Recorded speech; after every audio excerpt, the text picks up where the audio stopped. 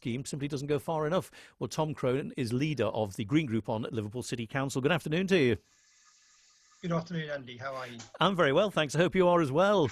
What do you think of these ideas then? Is the government moving in the right direction?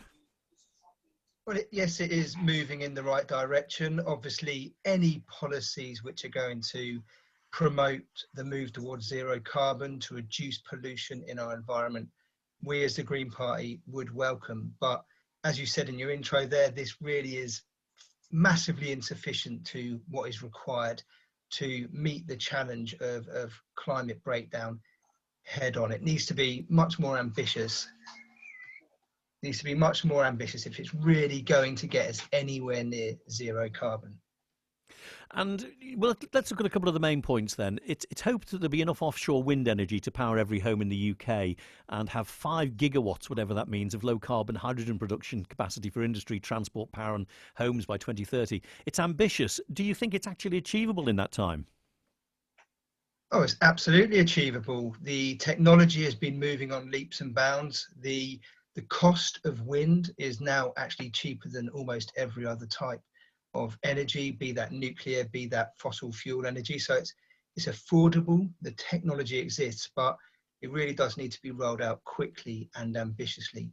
And of course, talking about powering every home by offshore wind, that's a really good step in the right direction, but we also need to power transport, we need to power industry, and many other things as well. So we've got to ramp up these plans enormously. So a lot of these plans are extremely positive, but as you mentioned in your intro, £4 billion of funding. I think it's going to need to be several times larger than that if it's going to do the work. And you know, it's a huge opportunity here. We can create millions of green jobs with the insulating of people's homes, with changing transport, but we really do need the investment to make it work.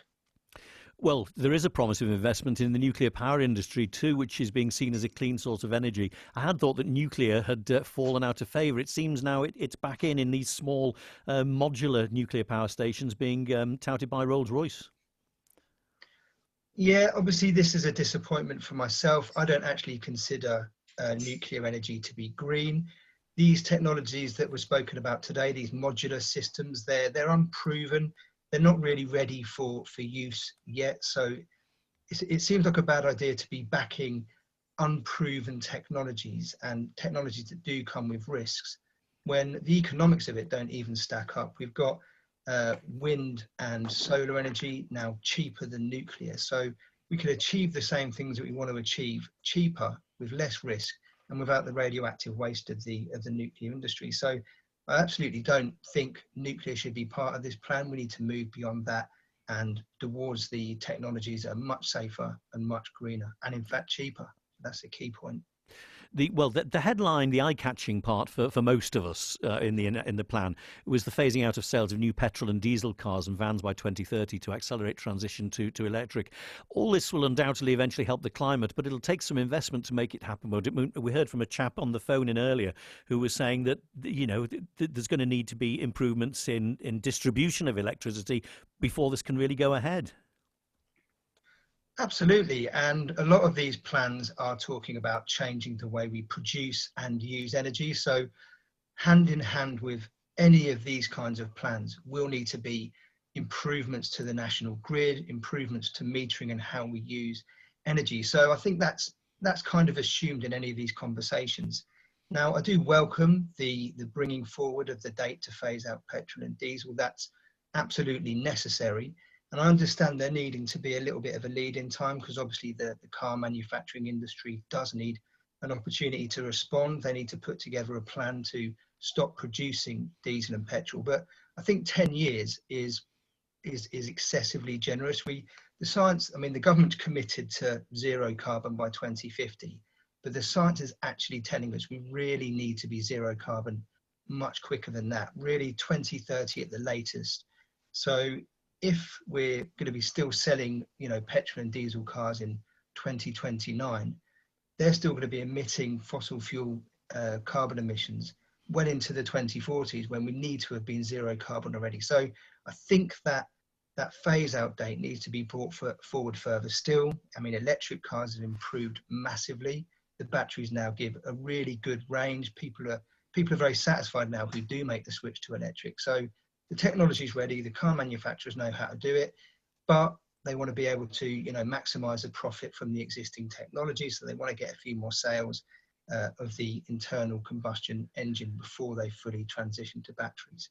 So I think the government a step in the right direction, but they need to take another large step to really make this plan stack up for the environment. There's going to have to be a huge infrastructure upgrade, though, isn't there? I mean, just to basically get extra power to people's homes, electrical power to people's homes, to charge the cars, and then to power our central heating systems, which will be going gas free, and then of course all the charging points that need to be installed around towns and so on. It's a phenomenal job.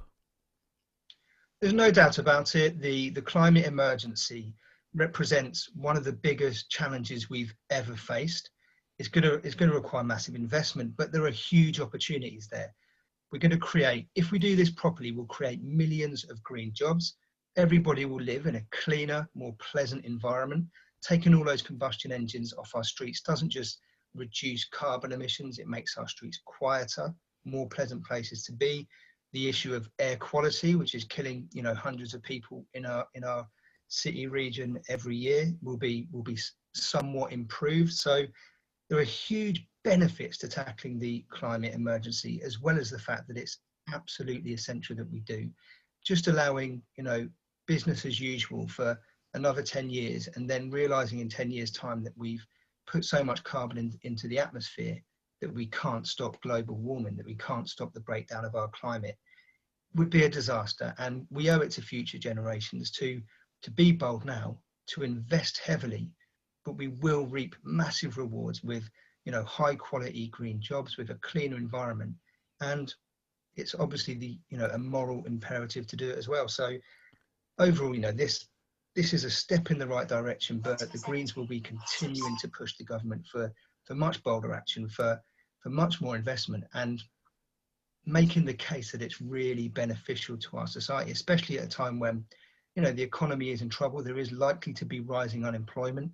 This is the perfect time for the government to really, really invest in the green agenda and, make some big steps forward to really tackling this.